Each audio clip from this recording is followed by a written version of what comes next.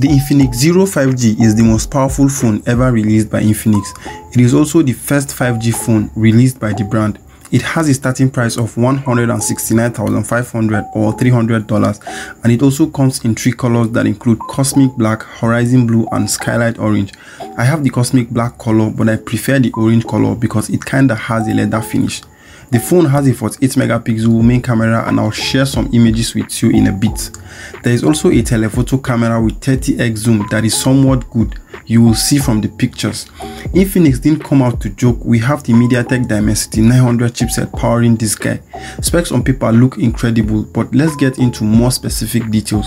And just in case you want to buy the phone after watching this video, I'll kindly want you to visit the link in the description below. Okay, so the phone has a plastic unibody frame that combines the chassis and the body of the phone together.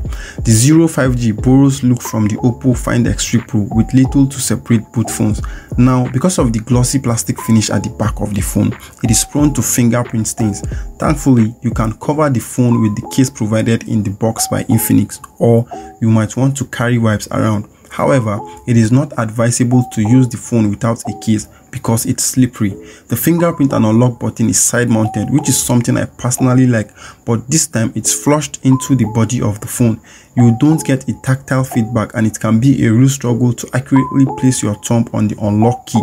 The button is black on the model I have with me, and I think using another color for the unlock key would have been a good solution. Nonetheless, the fingerprint sensor is quick from my testing. The volume keys are slightly above the unlock keys, and you don't get the feedback while pressing them like we get with other Infinix phones. It charges via a USB-C port, and Infinix added a 33-watt fast charger in the box. There is a headphone jack and a decent sounding speaker at the bottom of the phone. I wish the device came with a stereo speaker. The phone has 2 microphones for better calls, one at the top and another at the bottom. The chin and bezels remain the same, and at 6.7 inches it is fairly big in my hand. There are 3 cameras at the back, and they sit in this hump which lets the phone rock on a flat surface. The design for me sits in between beautiful and boring. Everything seems to be going well, but there is a problem. We have an IPS LCD display with a 120Hz refresh rate that peaks at over 500 nits outdoors. Screen to body ratio is 88%, which is quite normal.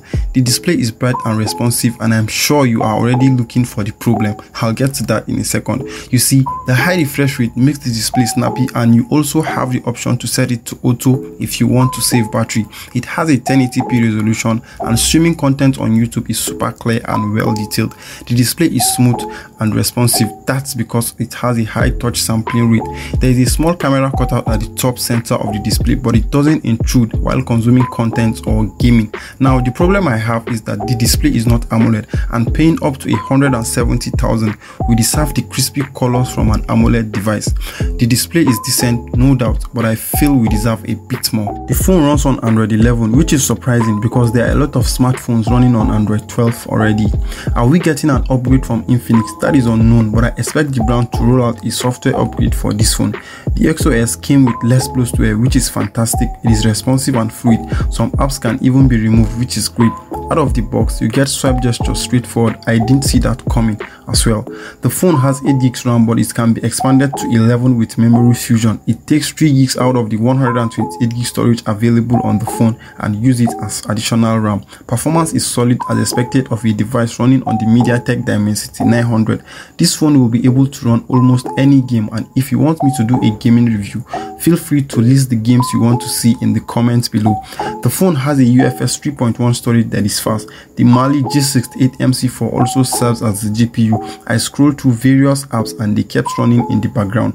Performance is great on the Infinix Zero 5G, and that is one of its major selling points. In terms of camera, we have a 48 megapixel main camera, a 30 megapixel telephoto lens, and a 2 megapixel camera.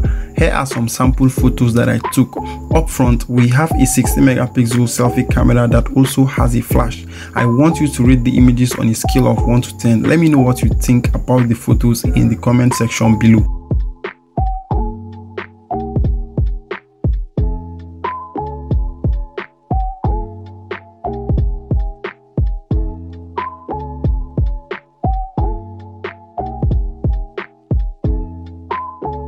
Battery life is great. The 5000 mAh battery is amazing, and you also have the ability to charge it fast with a 33-watt charger included in the box.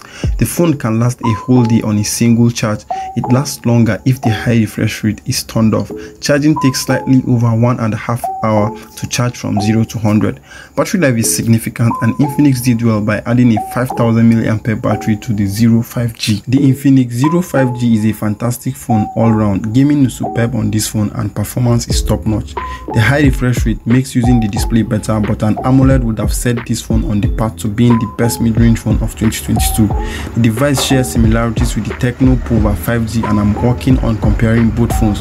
If you don't want to miss out on that video, then make sure you subscribe and turn on the notification bell. That's it for this video, and hopefully you'll stay tuned for the next video.